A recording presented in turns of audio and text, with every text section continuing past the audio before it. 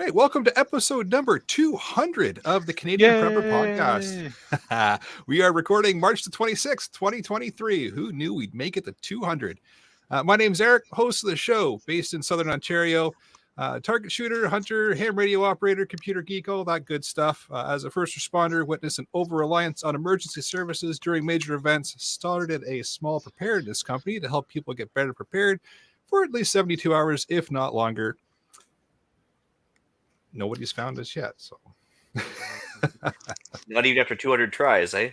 no. If this is a fed honeypot, they are like taking their sweet ass time on this one. So They sure anyway, my name is Ian. I'm a hermit forced to regularly leave Vancouver Island, despite my dislike for people and crowds and society and everything else. I'm Alan. I'm a safety trainer, first responder, security expert, overall safety nerd, and definitely not Ian.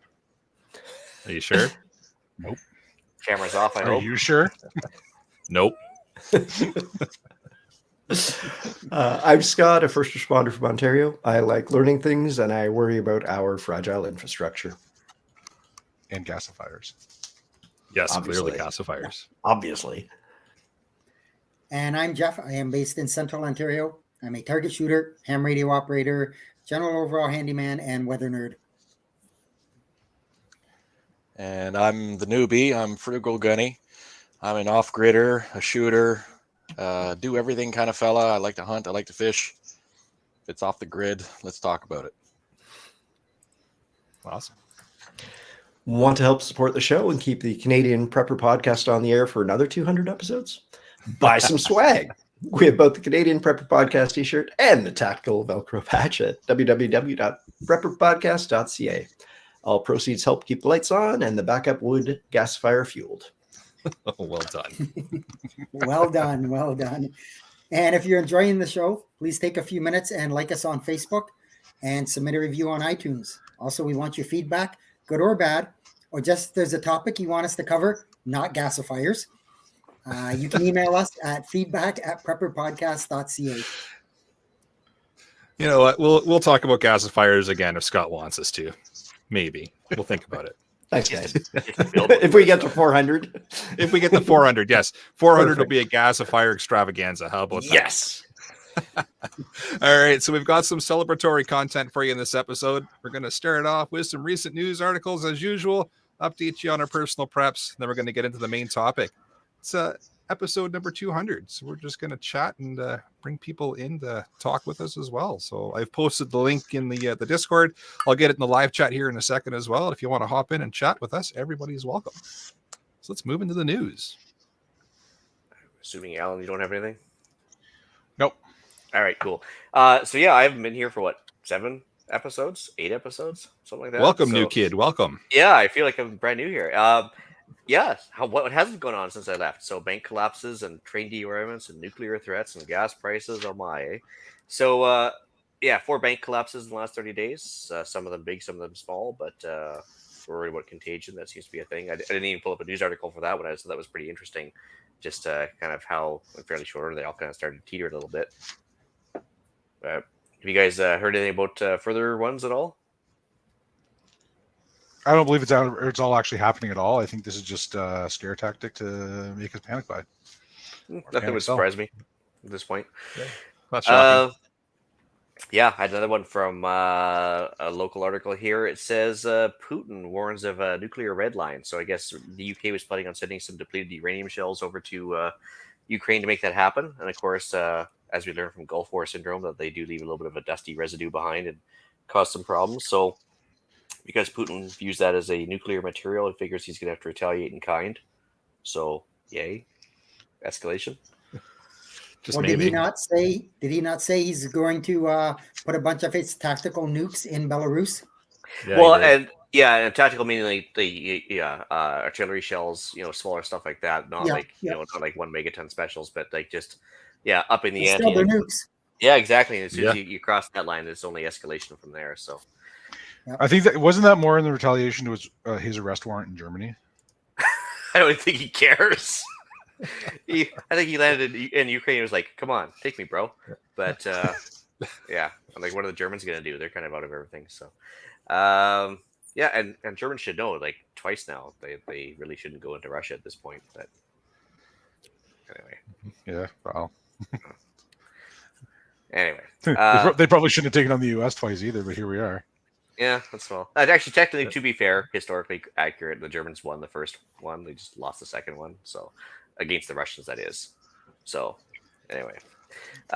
April Fool's tax jokes. Ottawa decided that you guys have not been paying enough tax. So, on April 1st, everything's going up. So, carbon tax, everything tax is going up. So, I think it's only like 4 or 5 cents at the pump, but still, it's a thing. And it's more money out of your pocket. I'm ready to commit a hate crime. Allegedly. Allegedly. Oh no, there's no allegedly about it. Come and get me. No. The live button's on. Allegedly. Yes. Have you guys ever heard of Operation Sandman? No. Okay, Nope. so besides having the coolest theme song ever, which would be Enter Sandman in my mind, basically it was a long-standing rumor that a bunch of the BRICS countries and oil-producing countries had gotten sick and tired of using the Bretton Woods system, where they have to use U.S. dollars to buy and sell oil, and they always said that they were going to plan to do it all in the same month or same day, basically, to kind of like switch over from the U.S. currency to either gold-backed or a different currency. And so what happened was, in the last couple of weeks here, I guess Russia and China agreed to start trading oil in yuan officially. They had talked about it for a few months, but they actually signed the deal now. But now a couple other presidents and leaders of countries are saying to their own citizens, get out of U.S. dollars, because in a few weeks they're going to be worthless. So there's a long-standing, theory that Operation Sandman's a go in the near future. So yeah, something to think about anyway. If the U.S. can't have a demand for their currency with U.S. Treasury bonds being issued, so people can have U.S. dollars to buy oil, then all of a sudden they can't export their inflation, and the U.S. economy goes to the toilet, and I guess ours goes along with it. So that's going to be great for everybody. yeah, that's just going to be Yeah. fantastic. Yeah, so if you ever want to actually do some homework, just look up Operation Sandman. It's actually kind of an interesting little theory that from a financial kind of like upheaval, reserve currency kind of switch over, happens about every 80 years. And we're kind of due.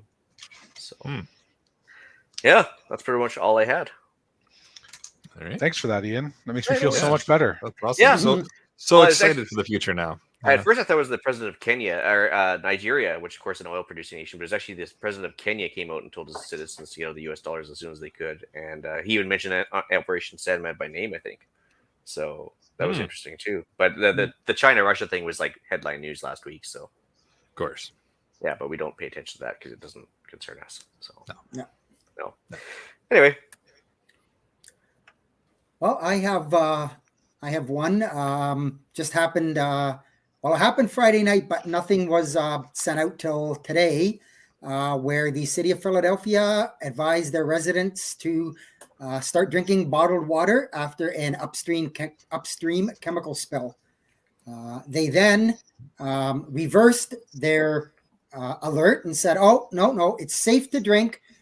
Based on our estimations, the contaminants won't get down to our area where we take the water out of the river until sometime Monday. So you're fine until drinking the tap water till sometime Monday." So yes, I would definitely take my clean water instructions from the local government. absolutely, You can trust me. I'm from the government. Another great lies we've been led to believe. Yeah. Yep. This would be the same government type of local municipal government that said the air was safe to breathe around that train derailment there in Ohio there a couple weeks ago, right? Well, it's funny that you say that, because one of the chemicals that allegedly got spilled into the river is that axutal butylate or whatever it is, which is exactly the same one that was at the Norfolk Southern derailment that killed the hundreds or probably thousands of fish. But they're saying, "Oh, there's no risk." It's fine. We're not fit. Okay. Sorry. Yeah. I do believe that's the stuff that when it mixes with water vapor, it turns into dioxin, right? I believe so. Yeah, something Yeah, like that. so which lasts persists forever too. So that's awesome. Yeah. Yeah. Great. Just great. Hmm. All right. But Well, hey, shall we if move you- in? if you, as long as you don't eat chocolate, you're fine. I don't know if everybody heard big chocolate factory explosion the Yeah. other day too. So Oompa Loompas Yep. just had enough, I guess, and decided to. Oh boy. Brothers. Knew someone was going to go there. Knew it. Just knew it. Yep. All right. With that, shall we move into what we've done lately for preps? So it was one of my mag buddies' birthdays this week. So I took it as an excuse to cruise through this wonderful local home hardware, which I'm sure is owned and operated by a prepper. Just all of the stuff there's so much good stuff there. So back around Christmas, I bought him an oil lamp it's just something they stock in their store. Like, what store carries oil lamps? So it was really quite a lot of fun to just cruise around, look at stuff, figure out just what's there, what things might be useful to me in the future, that kind of thing. So I really quite enjoyed that. So I don't know if he's opened his birthday present yet, but I hope he likes it. Awesome. That sounds like a great time. I wish I had people close to me that were as nice as you. I don't really know anybody around here that's that nice. I'm definitely not.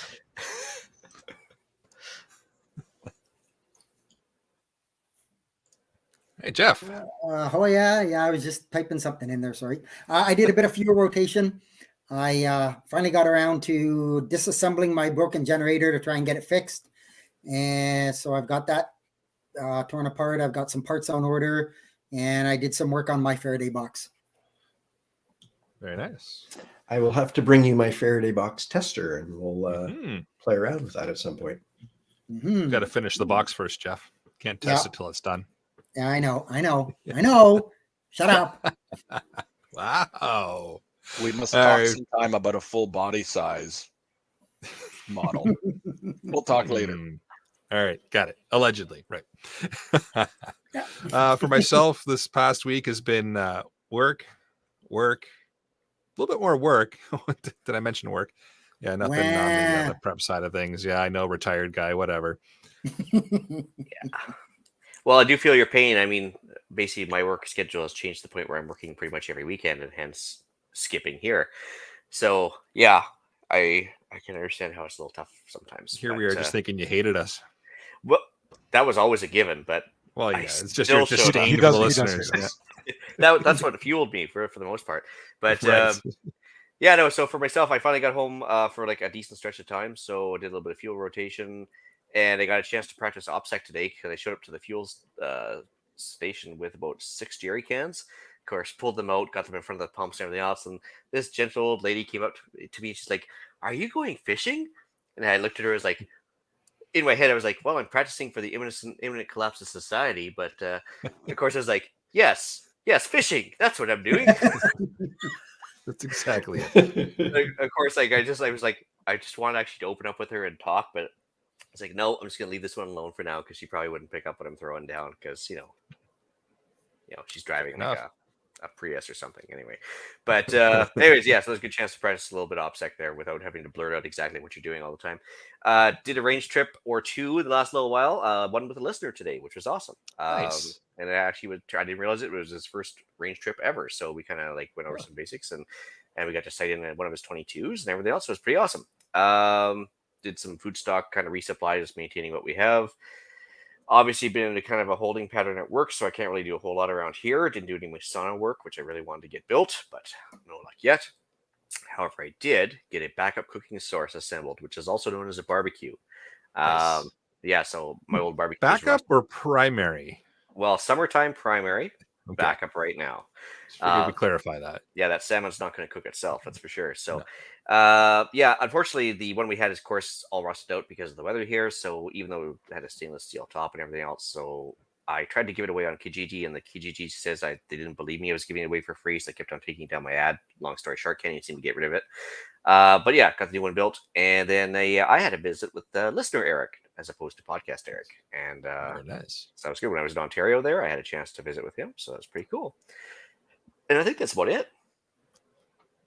Typical fashion, you've taken up about 17 pages. Well done. Well, and honestly, wait a minute. CGN deals? I actually, believe it or not, did not do any. I had a guy try and lowball me on a like a ludicrous level, and I just said, no, come on, man, you're not even being reasonable. So I tried to meet him halfway, and he just kind of ghosted me. So that was it. So I tried to do one, no luck. Anyway, All right. Figured we'd get the CGN fill. People have been asking. yeah, fair enough. Yeah, that's it for me. I didn't put anything in the show notes, but with the time change last week, I went around and lubricated all the locks and moving parts of my doors and hardware. I tested my smoke detectors and my CO alarms. Other than that, I've been doing a ton of work, going through some family issues and helping out with the passing of a family member. So that's been taking up a fair bit of my time. And coming to the end of the most recent semester in school, that will be another year and a half until I'm done with that. But that's been taking up all my time. So there we are. I did manage to acquire a new to me really good quality treadmill to add to my gym. So that was nice. Nice. That's always a good find. Yeah. So I can participate in the rec challenges when the weather doesn't afford it. I just realized I'm a week behind on my smoke detector and CO detector battery changeouts. Thanks, Alan. And your home locks. Yeah. Well, Remember, silicone, not WD-40. WD-40 is the tool of the devil. I was just about to make the joke. Damn it. Oh, okay. Oh, little WD-40 picks it right up. Yeah. I will actually do that because Alan inspired me there. I am behind on that. So, Gunny, do you have anything? Well, actually, I do. And Alan answered one of my questions for me, which is, does fitness count as preps? Yes. Absolutely. Absolutely. And, It's guess like the answer number is 2. yes. So I picked up another. Yeah. Okay, good. So I'm pretty big on that. And it's been a long time since I've been in my full workout mode. So I'm going to pick it up again this week. It's 2 years without it. And I'm feeling really soft. So I picked up another chin-up bar to keep down here at my girlfriend's. So when I'm in town, I can resume my workouts here and continue on with the routine up north. So did that. The other thing I did is I picked up some more of these battery master switches. I'm a big fan of them. And I've got another little project on the go, 2 projects on the go, which is to finish the wiring in my truck so I can have and run my winch on the back hitch as well as the front hitch. I got a front hitch on the front. So I picked up another one of those to run that wiring all the way back. And I'm going to use the extra ones to build that battery pack to use on my boat and make it a mobile pack as well. So that'll be another video to come. So yeah, slowly prepping for that. Otherwise, that's about all I've done. Actually, it's a really good point too. I guess the one benefit of me couch surfing at another panelist place in Ontario there is the fact that he's trying to do his best to do that Hard 75 challenge. And I was tagging along as best I could. So I was, I guess it was like a mutual encouragement to go for the big hikes every day. And so, yeah, he was doing 2 workouts a day. I was usually sleeping for one of them and then for the other one. So, but yeah, that's been good actually to have I guess a bit of a motivator with you. It's funny how a little bit of encouragement from someone else helps quite a bit in the fitness area. Well, it's either I could watch some random like trash TV show, or I could actually go and exercise with him since he's going anyway. I was like, yeah, I think I'll just tag along and go. So yeah, very nice. Yeah. Right. Well, with that, how about we move in to the main topic of this evening? So if you didn't already catch it, we're 200 episodes in. We wanted to do something similar like we did for our 100th episode, where we ended up picking up Scott as a panelist. We can't get rid of him still, 100 episodes later, and he still shows up. Yeah, sorry about that. Occasionally. But only when we actually, yes, only when we offer to talk about gasifiers. This is true, yes. But, Right, this episode isn't all about gasifiers? no, see you No later, episode is all about gasifiers. Son of a... Yeah. Ha. Yes, we wanted to take the opportunity to kind of open up the floor here to any listener that is out and about that wants to jump in. I've shared the link out on Discord in the announcements section. I also put the link in the live chat here, and I'll pop it in here again in a second. It puts you through to our Zoom system here, so you're able to jump in and actually be on the panel. Webcams are optional. Microphone is required because how else are you going to communicate with us? And names, you can make up whatever you want as well. We're totally fine with that. And we just want to take an opportunity to sit around with panelists and chat about things that have happened throughout the 200 episodes, things that we like, things that maybe went sideways in a couple episodes, and just an overall idea of how 200 episodes in has been. So And just like as a Link is comparison, back guys, in. my name's not actually Alan, but I've convinced everybody for the last 200 episodes it is. So feel free Well to use done. whatever name you want. Well done. Wasn't it actually 187 episodes? 187 episodes, 183, because I think it was Okay. episode 7 that I came in. Close. Something like that. Math is hard. So okay, I got to know like how many more episodes we have to do before the apocalypse actually happens. Like I'm getting I know, impatient. right? That's Yep. Anyway, in all seriousness, actually, that I've actually had that question. Like the guy's like, "Well, you've been doing the podcast." Looks like it's Nope. hit the West Coast already. Everyone, Yep. Okay, so brace for is impact. it Ian this time, or is it me, or do I have to rage quit again? Nope. You're good. No rage quitting Okay. required. It appears that the apocalypse has hit Ian. And in a great pose too, I must say. Anybody watching Absolutely. live, it's fantastic. We're going to leave that up there just because we can. Look how relaxed. I would look really how like to relaxed he encourage- looks. John in the live chat here on the YouTube channel. John says he's way too much of an introvert to click on the link, and just come on in. We're actually rather friendly people, with the exception of like Ian and Jeff and Eric, Yeah, but and- the rest of us are Hey, great. So you're more than welcome. Just come in and say hi. Tell us your favorite moment of one of the episodes or whatever. What kept you listening? What got you listening? And then jump out. If that's going to be your podcast challenge for the week. Just for context, most of us have an alcoholic beverage here, and Yes. we're just a bunch of buddies Or two. shooting the breeze. There's really nothing to nothing intimidating about No, a and- bunch of So idiots. you guys actually kicked me off. I can't believe this. What the hell? Who let are him you? back in, guys? I thought we were just talking about this. Yeah, we kicked. you Okay, off, so we have listener Ian here. First, you need Hey. to tell us, your name, what you're all about, your favorite episode. Long-time listener, first-time caller. So where did I get cut off? Like, actually, I started doing a rant there, and of course, I was just talking to myself about 30 seconds in. So, Took you actually, that kinda- long to realize it? Wow. well, it's because I tend not to listen to you guys at all. I just tend to ramble on my own and kind of make it a one-man Wow. show. Wait, so the West Coast is still intact? Sadly, yes. Oh, Yeah, that's about All where right. we were at, was the apocalypse, and then you're gone. So Yeah. So we I actually figured the had. zombies got you. I'm not kidding. I had a guy ask me the other day. He's like, "Well, how come you guys are still doing the podcast? Like the world hasn't ended yet." And I was like, "Well, Because the world okay, hasn't ended yet. yeah, for real." Like, and so he was actually deadly serious when he asked that, and I was like, "Well, okay, well, hold on a sec. In the last year, we had all the highways closed into Vancouver, which of course people were like panicking over gas and food and groceries and supply chains and everything else. And of course, during the COVID, we had the great toilet paper rush and a bunch of other stuff. I mean, like there's actually been scenarios that have happened the last few years ago. I mean, I don't know if there was actually a pandemic. I don't know if you guys heard about that, but What? and then Where was I? yeah, there's actually like been some pretty serious upheavals in the 200 episodes we've been around, and people have still have included that maybe they should get squared away just in case, because it's not always about the zombies or what's that the fungus that takes over with The Last of Us. I can't remember. Oh, Keep an eye on the clickers, anyways. That's all Yeah. I'm saying. To answer Kyle's question, also in the live chat, StreamYard is it's a website, so you can absolutely get onto it with your mobile. I've often come on my phone, my home, like when my internet isn't working.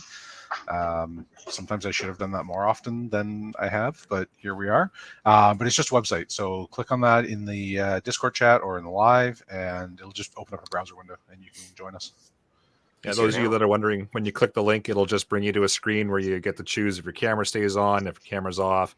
You put your name in, you hit join, you come in, and then you'll be in a little holding area where we then click if we want to let you in or not. And if we're going to kick you in out, we make that decision and then let you in, like we've done with Kyle here, who's now hopped on. And here's allegedly Kyle for the first time ever. Allegedly Kyle. How you doing, Kyle? Welcome.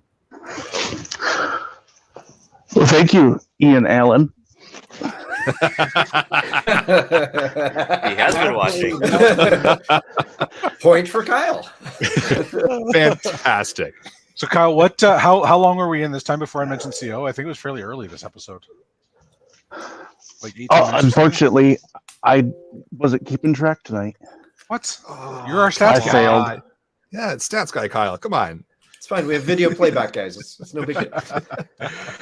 Welcome. So tell us, Kyle. I mean, you've been in the chat for a long time. I couldn't guess how many episodes, but you're often in the live chat. You come and join our shenanigans on a regular basis. Thank you for that. What what's a memorable moment within the show that you've enjoyed? Recently was the Jace Medical episode. Oh yeah, I learned quite a bit. that was a fun one.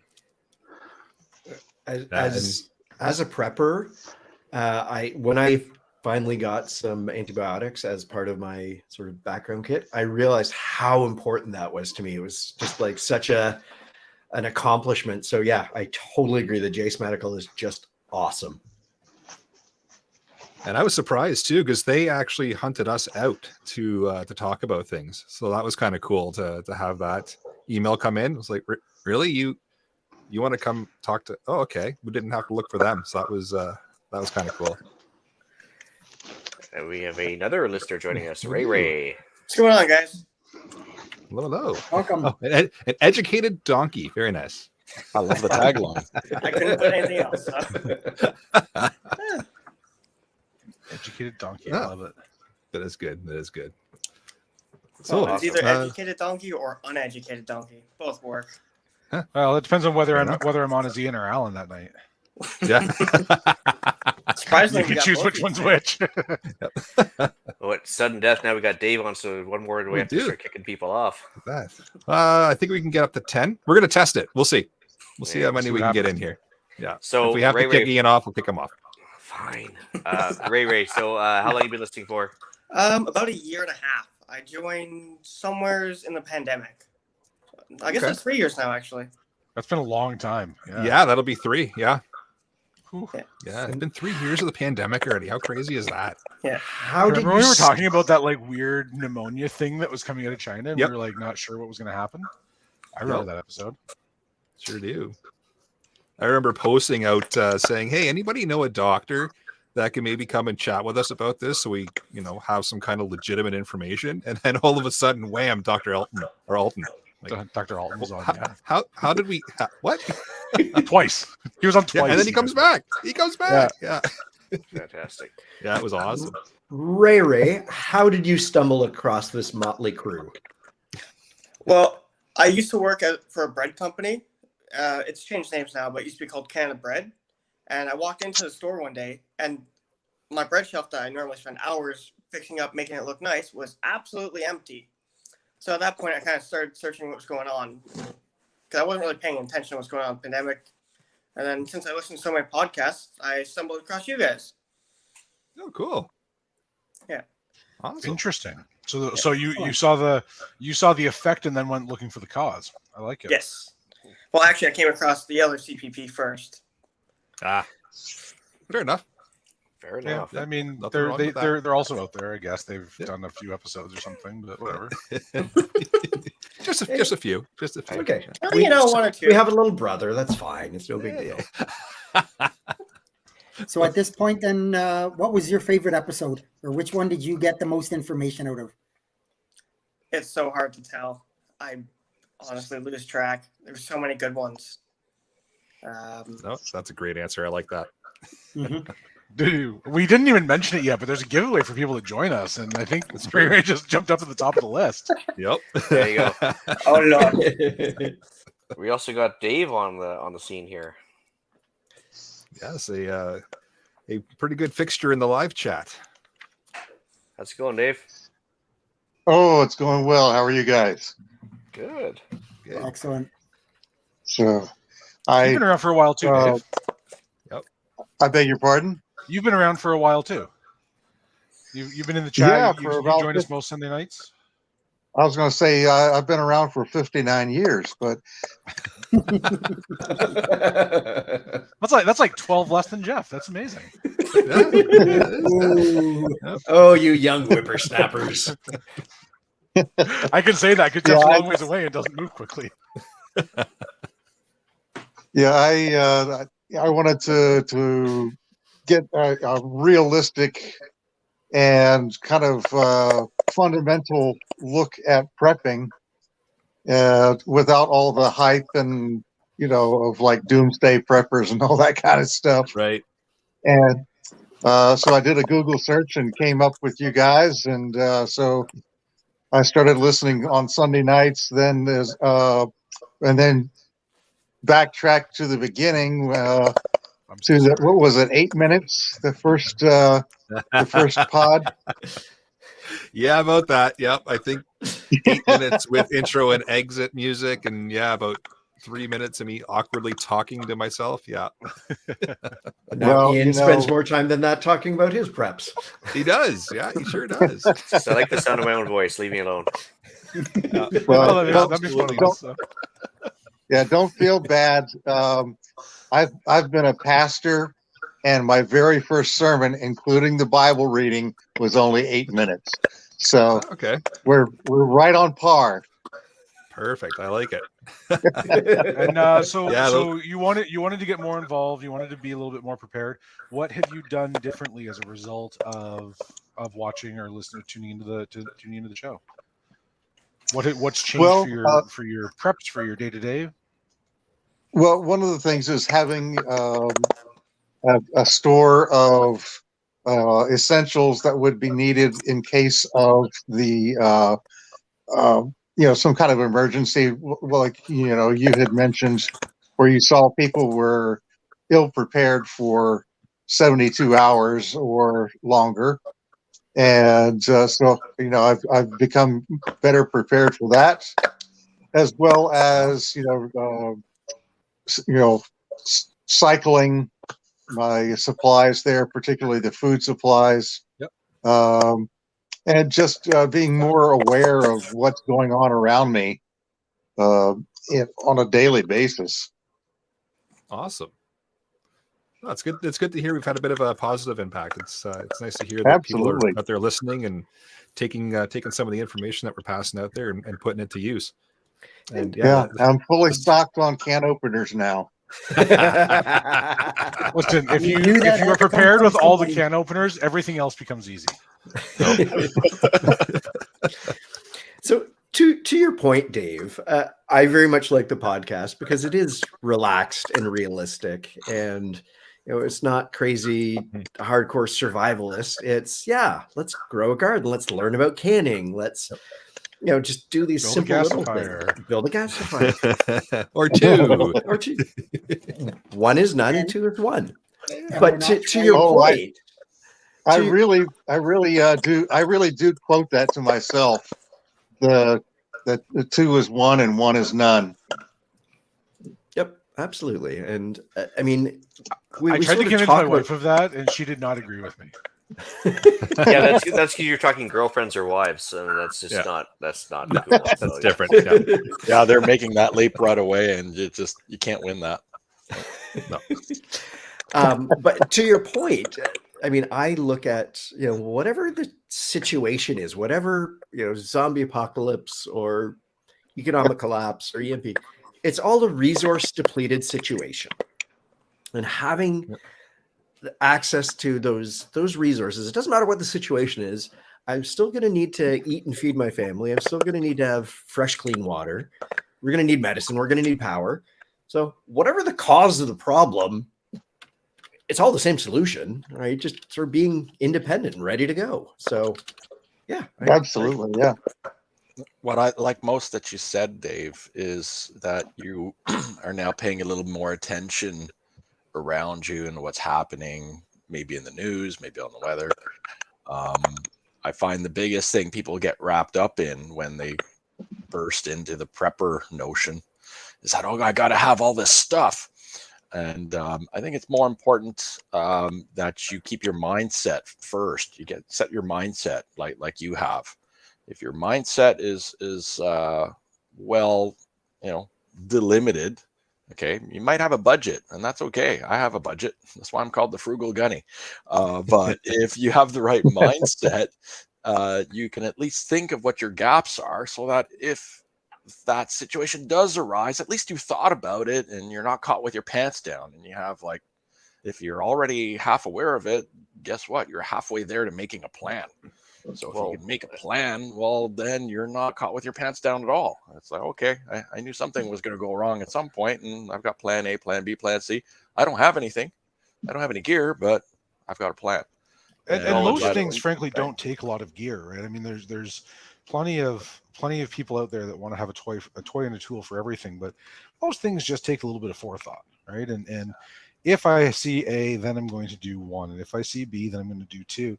And what you find is that when you prepare for the worst, prepare for the tornado that's going to rip through your town and destroy everything, then all the other average stuff tends to take care of itself. Well, I think knowledge and experience is very portable. You don't have to worry about carrying it. It doesn't weigh anything. So It's true. And when I first started with the podcast, Ian, one of the comments you had made was the first and most important step is just shaking off that continuity bias, right? Just the assumption that everything is going to carry on as it is. I think the last couple of years have taught us that maybe everything isn't going to carry on as it is. And you're going to show up to deliver bread to the store and realize the shelves are already empty. Like, that's kind of terrifying. And people are crawling over the truck. Or that in an emergency, the government is going to come and save me. Yeah. Yeah. No. They will eventually, whether that's 3 days, 3 months, 3 years, 3 generations, eventually it will happen. I'm sure of it. Like I've been told this by our overlord several times now. Yeah, don't tell that to the people in East Palestine, Ohio.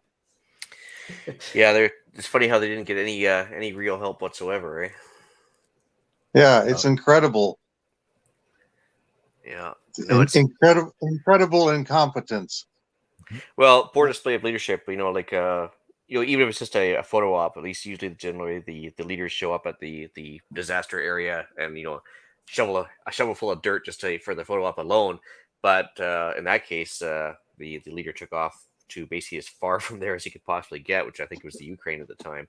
Which I thought was exactly. Wow, it's like he could have at least made a pit stop on the way to Ukraine or something, but nothing. So anyway, but Hannah's joining us now too. But yeah. And I think John needs to come on the podcast because I'm really enjoying his commentary. Yes. So John, yes, the difference between wisdom and knowledge is that tomato is a fruit, but wisdom is knowing it's not doesn't belong in a fruit salad. Yep. And then scientific experimentation is wondering whether or not ketchup is a smoothie.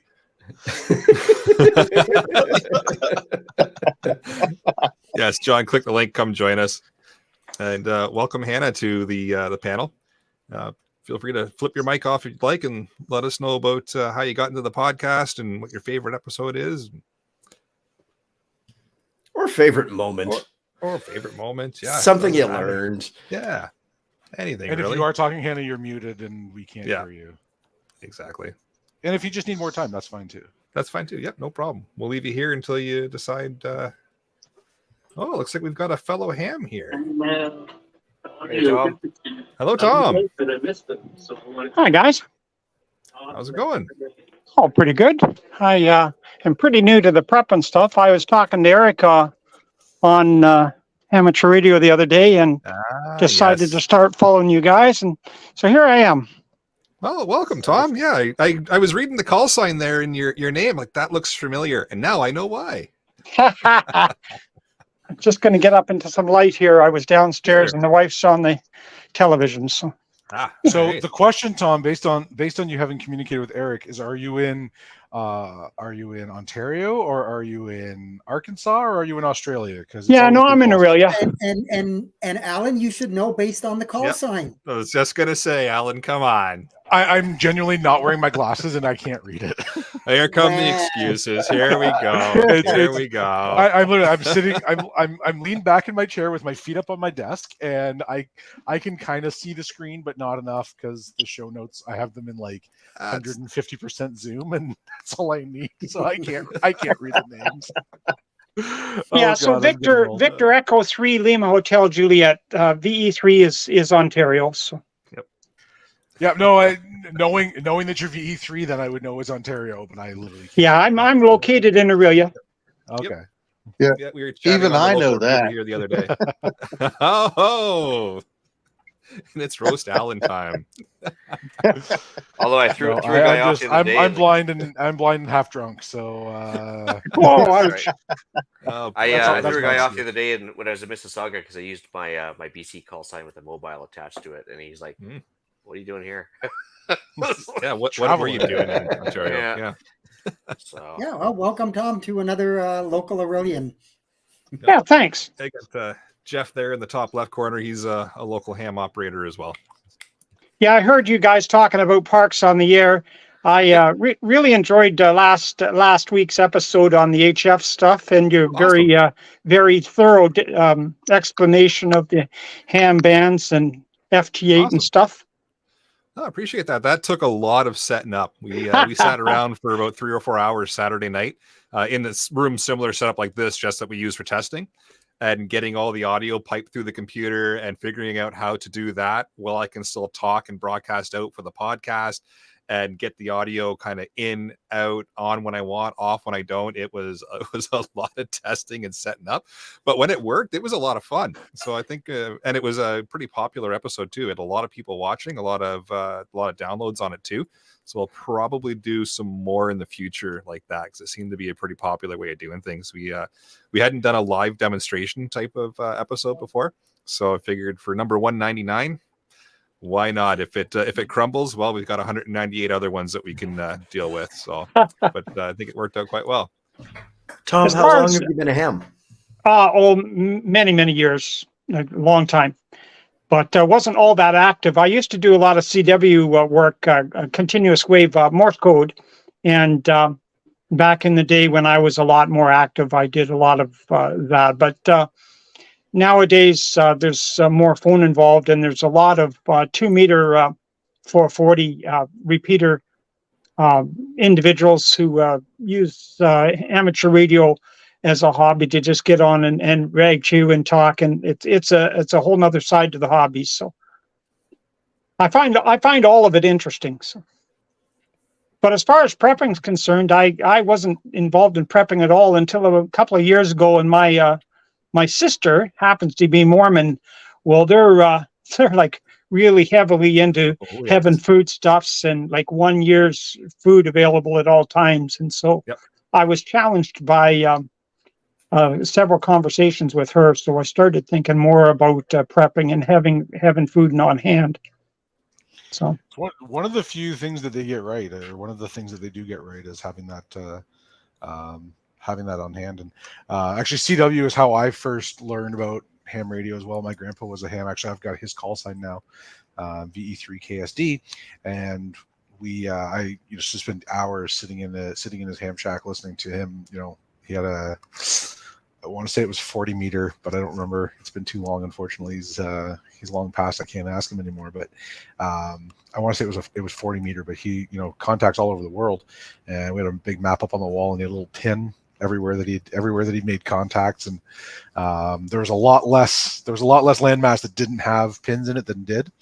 So I learned code when I was really, really young, and then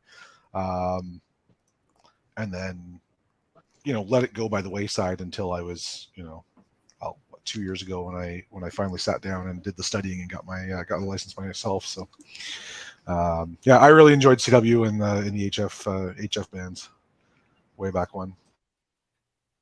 Anyway, I really enjoyed your explanation, very thorough, and certainly covered everything necessary for an introduction to ham radio. Good job. Awesome. We did have somebody else try and join, so I punted Scott off, but that they didn't retry. So if anybody didn't have any luck, just to give it a try again, we should be able to get you on. We'll shout out to Hannah, who was middle of the night in Sweden listening to us, and I think that's the furthest listener we've ever had, the furthest person we've ever had come on the show. So Hannah, if you're still watching, then thanks for coming in, and hopefully we can get you in on an episode another time, and we can get you hear some things from the other side of the world. Yeah, it'd be fantastic. We've got a ham-related question in the live chat here from a Joy that says, obviously not a ham radio guy, but is it like a police scanner, and will it work after an EMP? Well, we've got about 199 episodes that can cover that for you. But also... So kind of, sort of, and possibly. Yes, no, maybe, depending on what you do in advance. But assume no. Yeah. Will it work after an EMP? If depending on where you've got it stored and how you have it stored. It's most likely if you've got it in a Faraday bag of some sort or a cage of some sort, in theory, from what we've been told by supposed experts, you should be fine. And then as far as it being a police scanner, all depends on your jurisdiction and where you're operating. Some emergency services broadcast in the clear and you're able to pick up on those different frequencies. Some do it in a encrypted fashion, so you're not going to pick them up. It's entirely subject to your operating area. So you can check out websites like radioreference.com that will tell you what's in your area, what type of frequencies are available to you, and how you can access them and whether they're on encrypted setups or not. So check those out. And we've done, I think I'm up to about 4 ham episodes now. So if it's something you're interested in, check those out, because we've done, like I said, about 4 of them where we do some deep dives into different areas. So most recently being HF and doing it live. Yeah, we did have somebody trying to hop in. So I was going to say, part of the group as well, Joey, if you're on the Discord, plop something into the ham part of the Discord there, and one of the more smarter people than me will reach out and give you a good answer. Yep. Yeah, we did have I'm still at learning least as well, so it's a new thing for me. So you're always learning in ham radio. That's part of the fun with it. Is there's always something new to get into, new thing to figure out, and something else to learn. So you're always learning. It's a lot of fun that way. We've had a couple of notifications on the screen here saying people were trying to get in, but the panel was full. We tap out at 10. So I've been trying to clear things out as we go. So if you were trying to get in, you got a message saying you weren't allowed. If you want to try again to hop in, you can give her another whirl. We got two open spots. Got a couple spots now. And guys, I just said I wanted to just pop in and say hello and identify myself. Say thanks for the show. Awesome. I'll hop off again. I did want to say, Frugal Gunny, I went onto your website there and went through your building up north, and I have a few more questions, particularly about that wonderful upgrade you did on your solar stuff. That was unbelievable. Anyway, but I have a son-in-law and a daughter who have bought property up around where you are. So anyway, we're going to see how that works out. Oh, definitely, definitely reach out either over the chat or over the Discord. We should connect. Yeah. Okay. Well, listen, thanks a lot, guys. Great show. Enjoyed it. Just wanted to identify that and let you know. Nope. Oh, I didn't kick him. Nope. Neither did I. Oh, I must have tapped the button. Yep. All right. Well, awesome. Oh, I really need closure on that sentence. I'm not going to be able to sleep now. Thanks, Tom, for coming out. Appreciate it. And I'm sure I'll catch you on the local frequencies here. So yeah, it was kind of neat too, making contact with Tom just on the local repeaters here and chatting with a couple of the guys. And they're like, oh yeah, I'm talking to them about preparedness. And then we got chit-chatting, and here we are. That kind of brings me to one of my favorite moments with myself and Jeff doing a Parks on the Air activation. And we end up getting a listener as somebody who checks in with us. That was kind of neat. Just all of a sudden, yeah. Hey, thanks for the podcast. Just saw you spotted on the Parks on the Air page. Thought we'd hop in, say hello. Thanks for the show, and then on to more contacts. So that was kind of neat. So it's all about ham radio all of a sudden. Weird with me, isn't it? Amazing how that goes. I know. So strange. Yeah, and despite my CGN deals almost on the daily, I think we've only done like one episode on firearms too, right? What's kind of funny because I think we've only done one. We did one, but we were trying to skirt the topic for the longest time, right? Yeah. I remember we had the back and forth of, are we going to? Are we not? Should we? Shouldn't we? And then finally we're like, you know what? Yeah, let's just do it. Yeah. I can tell you from everybody that I've spoken to about preps, it eventually comes around. They just tiptoe around the issue until eventually, once they hear that you're a firearms owner, oh man, that's when the questions start flying. But yeah, I think it does merit an episode, but it's as you were implying, it's probably a good idea to frame the discussion carefully. Yeah, especially in this country. Yes, yeah. When your license especially depends on for it. us here in Canada. Yeah. Yeah. Oh my! I don't know how you guys do it. Very carefully. Very carefully. Yes. There's a lot of allegedlys, and I've heard of, and this show is for entertainment purposes only. Yes. Right. Yeah. That's correct. None of us are lawyers. Yeah. Nope. Nope. that's also why I don't use my real name. Oh, Guillermo, stop it. Oh, Yeah. Your name isn't Safety Nerd? Come on now. Wait a minute. So Kyle, Well, actually, I was gonna say Kyle and Dave. So, are you guys local to Ontario as well? Or are you guys somewhere else, like Eastern Canada, Western Canada? Are you guys similar area to most of these guys? I'm in Kentucky. Oh, excellent. So you guys are welcome to come on down to Kentucky anytime and I've had a live great time. in a little bit of freedom.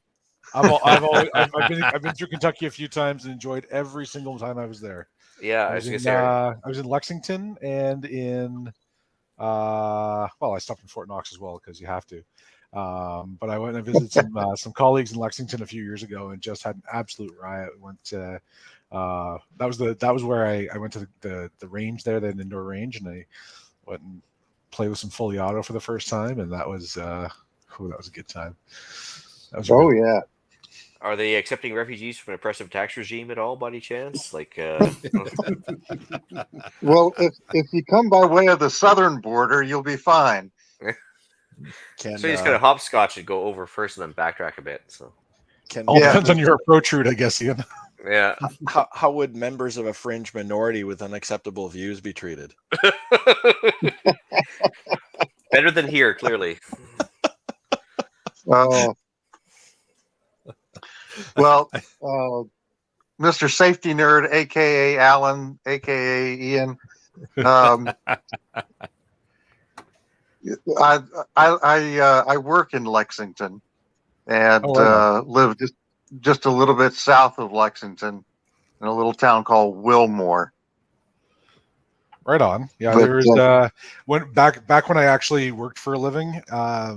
One of my suppliers was based in Lexington, and they sold really high end door locks, like really really heavy duty, like blast door hardware and stuff. And I was down visiting a friend in Tennessee, and I stopped in to see them on the way up, and they showed me a good time there. And I went down a couple of times to do factory tours and stuff, and had a blast every time I was there. Great people. My first experience with hot chicken, and they've tried. It's a trend that's kind of migrated here. It's not as good. I'll tell you that. But I had a nice Kentucky hot chicken sandwich. It was great. I asked if they had KFC, and everybody kind of laughed at me. So that's like asking somebody from Mexico if they like Taco Bell. that's horrible stuff. Yeah. Pretty much. There is one thing y'all have down south, and I'm pretty sure you have them in Kentucky that I'd like to see up here a lot more of: hush puppies. Oh yeah.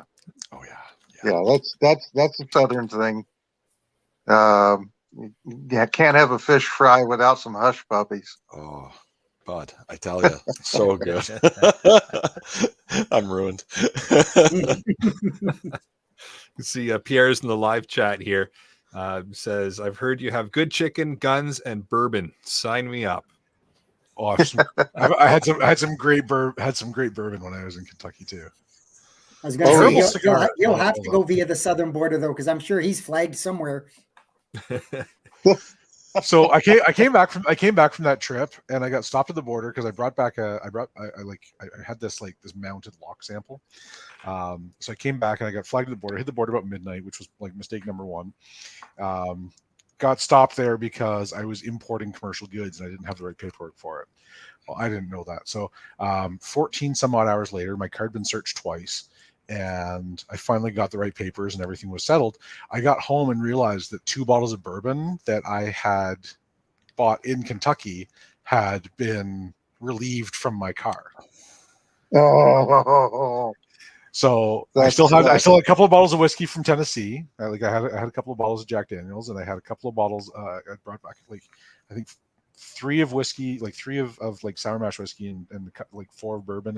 And I still had 2, but 2 bottles had been relieved, and I was that started my downhill love with the federal government specifically.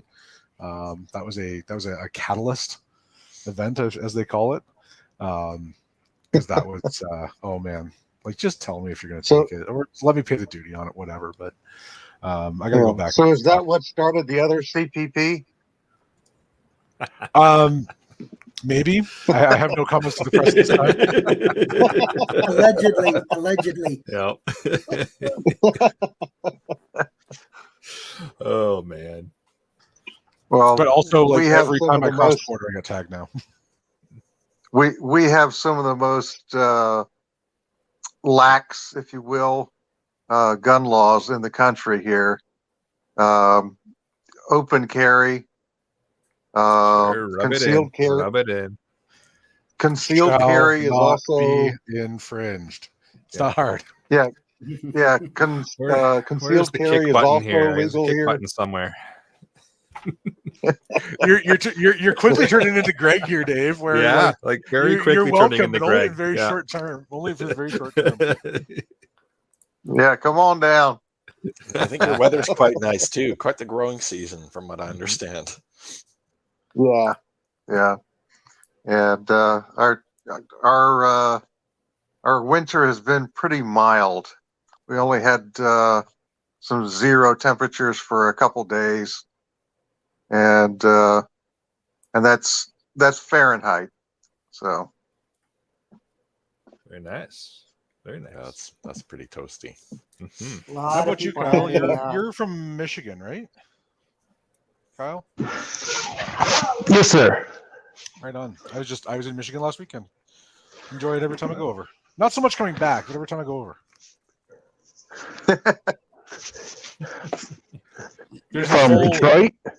there's this whole avian flu thing. No, I cross at Port Huron, and we do a little tour. There's a really good. Like my wife does this pretty regularly, and she found the really good Myers and the really good Trader Joe's, and the guards of the border always give us a hard time. She's like, it's just a grocery store. I'm like, yeah, but we don't have that stuff in Canada. Like, I can't get really good yogurt in Canada, so we have to go across once a month to Michigan and fuel up on it and stock up. We had like last time she went over, I don't know, 4 or 5 weeks ago, I guess. I didn't realize that avian flu was a thing because I hadn't been on the show for a few weeks. But yeah, we got like $75 worth of chicken confiscated at the border. It was rough. Oops.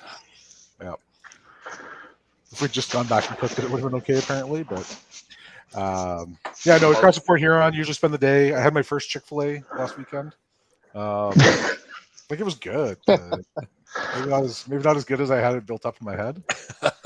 That's good marketing, bud. Just don't bring dairy back into Quebec. They tend to get a little bit upset about that, the whole Quebec dairy board thing. They I brought them into Quebec the other day, and they're like all pissy about it. So I try and avoid Quebec as much as humanly possible.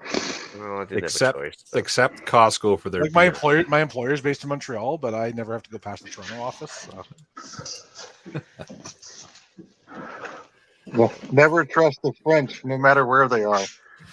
Yeah, but like calling the Quebec French is it's a bit of a misnomer because they're about as French as I am in reality. It's very Quebecois. It's very different.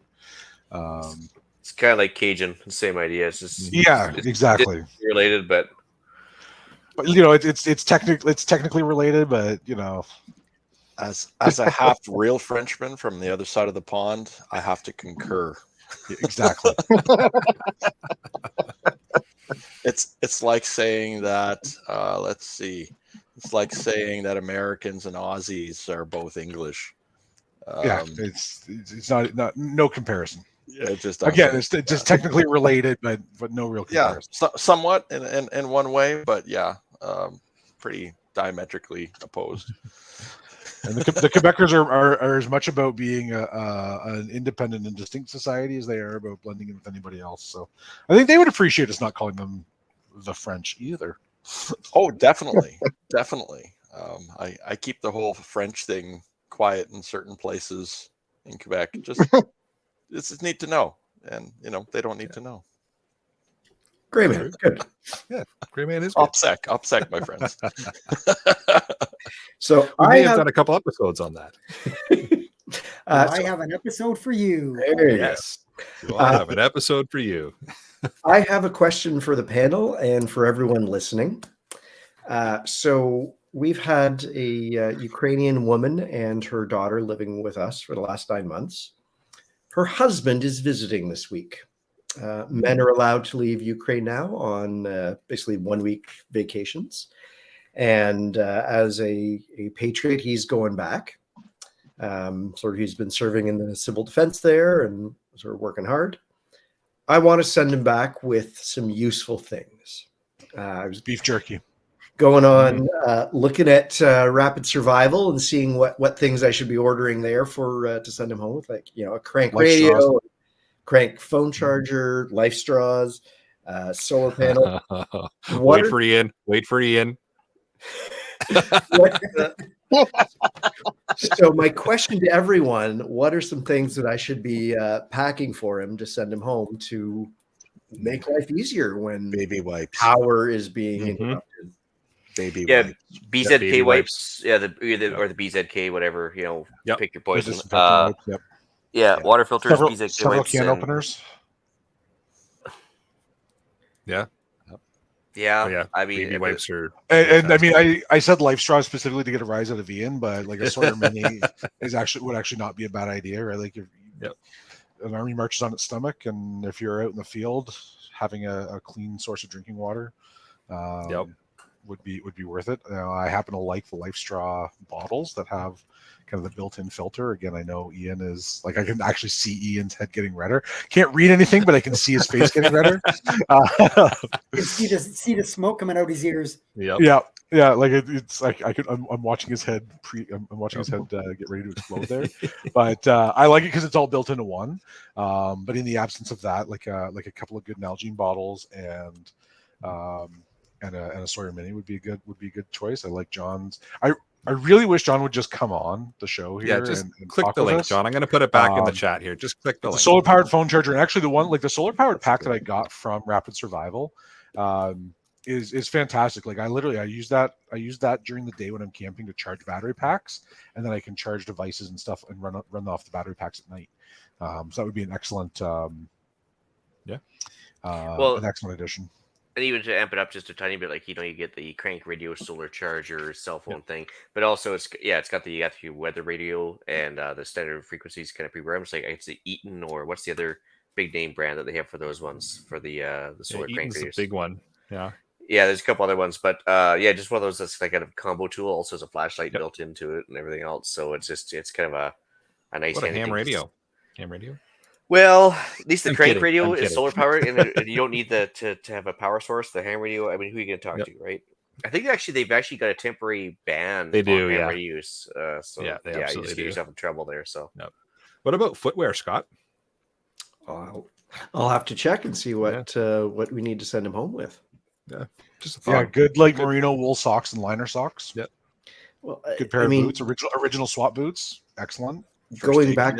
Going back to my point of, I see disasters as a resource depleted situation.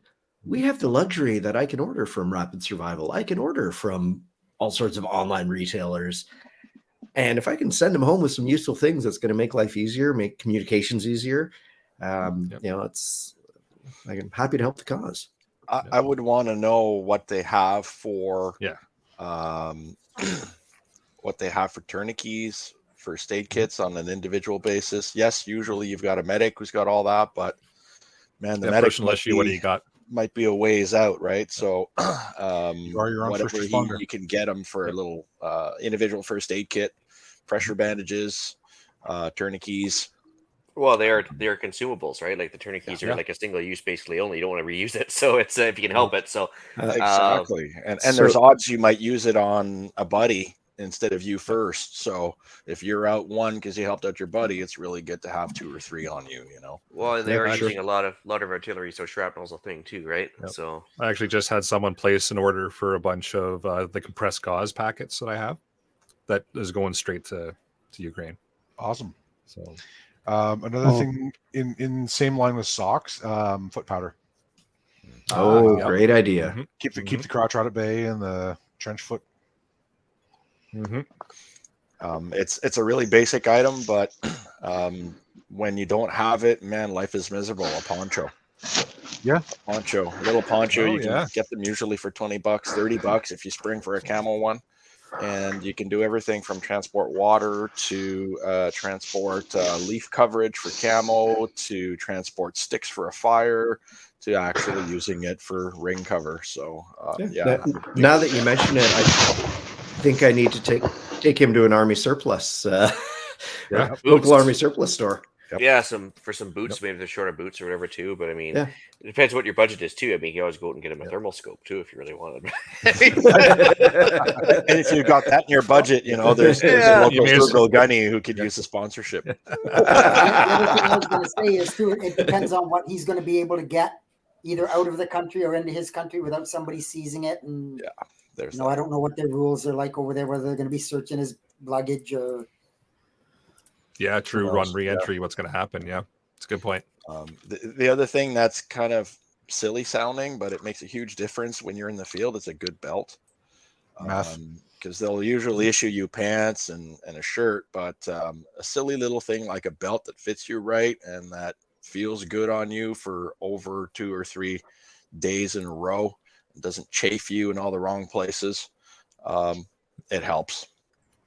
Yeah, absolutely. I was out at New Year's on a ground search, and I was out for, I don't know, we were out 12 hours. I hiked 30 some odd kilometers, and my belt was not a good one, and I still have a scar on my side from where it was digging into me. Yeah, that's harsh. It's absolutely 100% accurate. Well, lots of snacks. Yeah, snacks. Yeah. Welcome, Denny. And this looks infected. Fantastic. So Denny's a regular in the live chat. And you win the prize for the best username so far tonight. Yes. Sorry, not Denny. That's just who you are. Well, hi, safety nerd, Ian. Nice to see the dual personalities actually back into place at the same time. You'll notice that only one of us can do. You'll notice that only one of us is speaking at any given moment. Yes, I see this. We use Chat GPT to make this happen. Yep. Sorry for being late. My little guy was snuggling, wanted to snuggle and watch Mountain Men. That'll happen. Oh yeah. So welcome. Like I said, you're pretty much a staple in the live chat. Every episode we see a chatting away.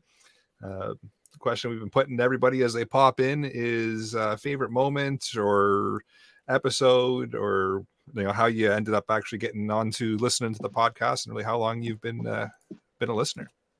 Been listening to you guys probably close to over a year now. You guys have already know, I'm just across the lake and all that. Yeah. Over by just north of Port Huron, over by Brown City. Good old Amish country. How I got into it, I just got to listen to different podcasts, trying to think of how to get better set up and everything else. Realizing how little I'm actually set up as I was hoping not to be. But other than that, just trying to further my enjoyment of being outdoors and trying to stay ready for whatever's not expected. Awesome. Sounds good. This looks infected. Same set of questions for you. Yeah, good to see you guys. Thanks for hopping in. Scott turned me onto the podcast a little while ago, and I've been lurking around here a little bit, watching you guys do your thing. Scott, I think he's muted a little bit earlier on today, and I figured that I'd join you for a little bit. I might have to pop off in a little bit because I've got other stuff that's going on, but for now I figured I'd come by. No problem. Like I said, hop in, hop out. Yeah, been into preparedness for a long time, actually possibly longer than Scott, and we know how old he is. So well done. Well played. I think he's a bit older than Jeff. By a lot, but awesome. Yeah, okay. Yeah. Okay, you guys can hear him. I'm not hearing nothing from him. No, we can hear him. No problem, Denny. Yeah, he's a little faint, but I can hear him good enough. He's there. Yeah, he's not coming across on my end. So. Nope. Yeah. Easy on the age thing there, guys. Yeah. So this looks infected. Are you? You said you've been listening for quite a while. Yeah. Scott had turned me onto the podcast. I had listened to a couple of others before you guys, but been doing a lot of reading, and we do a couple of things here on our own as well. I'm actually a member of a group here that does the Code Orange, so emergency preparedness stuff for our region. Nice. Oh, awesome. Oh, good And stuff. what region are you in, or what area? Are you like Ontario, somewhere in the U.S.? Yep, Northern Ontario. Okay. Awesome. Oh, fantastic. Someday I'll get up there and join you. It's interesting how folks who live in more isolated areas tend to be more preparedness aware. And one way I heard it well described to me from somebody who's from the north before I went up north is that the northerners are used to being forgotten about by the governments. So it's kind of a default attitude to take things on your own and be ready, because not everybody's going to be able to come out and help you. You just made the north like 400 times more attractive to me. But again, like I think you mentioned on your off-grid cabin episode too, is that like it's not being prepared. That's just life. Like you have to by default wipe your own ass, for lack of a better term, basically because nobody else will, and you have to think 3 steps ahead of the thing, or else it's just not going to work for you. There's an awful I lot live of in an power Amish line. country. Here where I'm at, where there's Amish, they don't come down and plow the roads. The farmers actually take care of our own roads. Wow. One thing That's I a love whole lot. seeing is when there's a foot of snow and the Amish people are already out and about doing their business because they've been up since 5:30 in the morning, 5 in the morning. And it's just part of their daily life. So we have a lot to learn from them, I think. Oh yeah, I got probably about 6-7 families around me. You talk about going up, working in like basically one of the cities and all that, dealing with all everybody's traffic. You get out by home, all of a sudden you see one of the guys go by on their buggies or see the kids go by. It changes your whole mentality on about life and all that. It takes you back to an easier time. Go over, go, okay, this is nice. I've got a comment in the live chat here I figured I'd touch on real quick. Fish85 just mentions nothing like getting paid to watch. So I'm guessing they're at work and watching the show. And just to touch on that, the last 2 years, we've actually been able to pay for all the hosting and everything for the podcast and StreamYard with Patreon members. So that's been a kind of a nice change because it's not overly expensive to host this stuff, but there is a cost to it. So the fact that we're able to do that with supporters of the show is just fantastic. And we literally just break even. I think it ends up costing $10 or $15 for the year to host everything out of pocket. And the rest is all now funded by listeners, I'm pretty happy about that. And our own studio equipment. I was just saying before the show, I'm 193 episodes in or something. About that, and, yep. I'm ready for new headphones. But that's hint. Yeah, we'll get there. Yep. They do make a big difference. I have a question for This Looks Infected.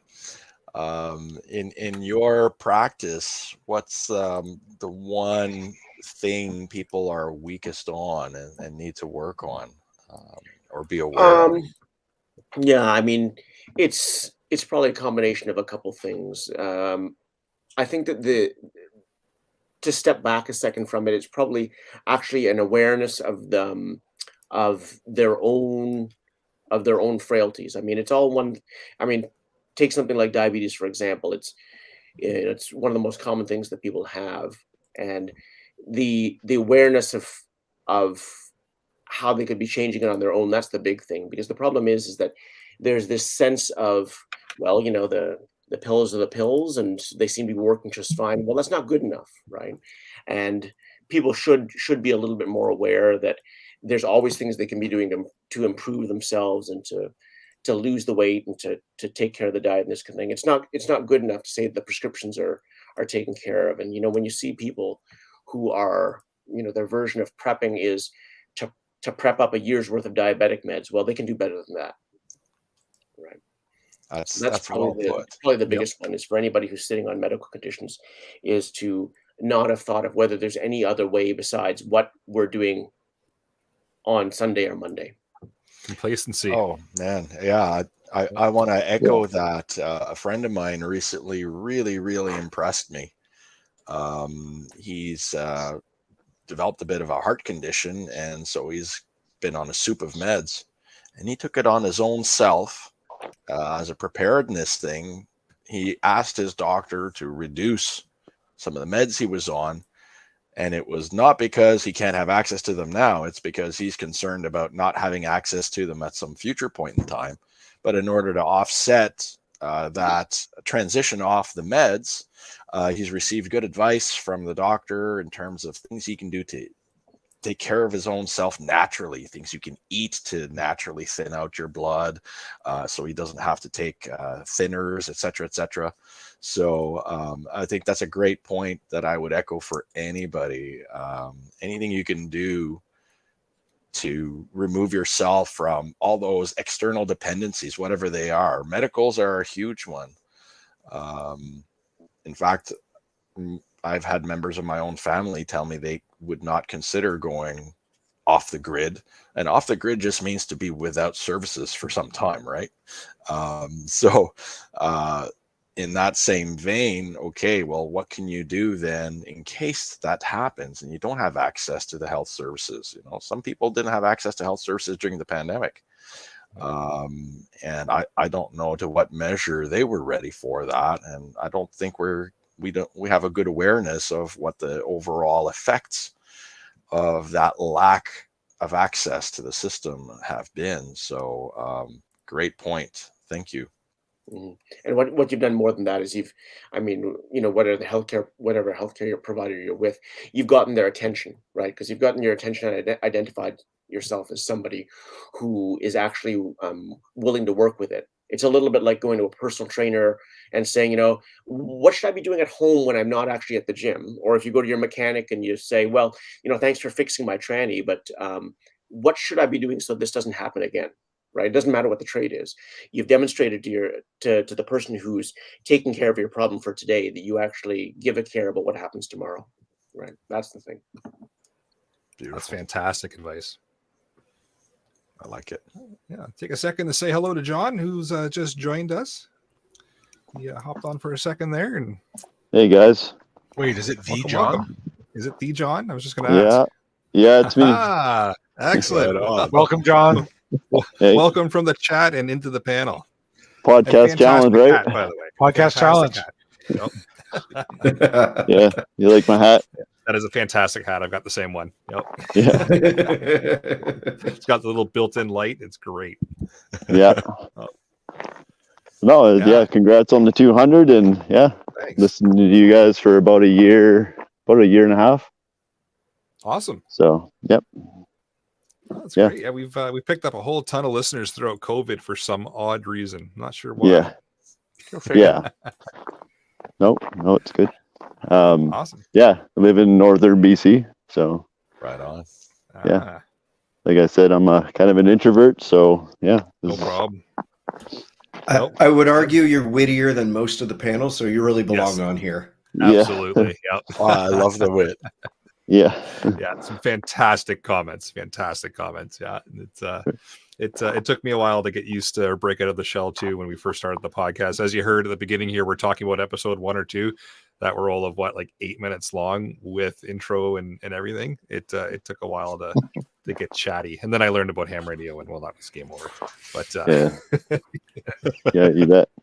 A little bit of friendly banter back and forth helps too, right? There's nothing wrong. And and instead of just talking into the ether and hoping that somebody's listening, having a few other friendly faces on the screen certainly helps. Right on. Nope. That's cool. So, John, do you love wood gasifiers or really love wood gasifiers?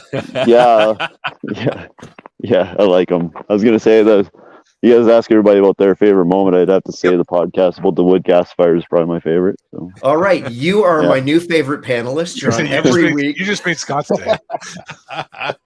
Yeah. So you guys are just going to do a spin-off podcast now? Obviously. Yeah. Gasifiers with Scott and John? No, it's called We've Got Gas.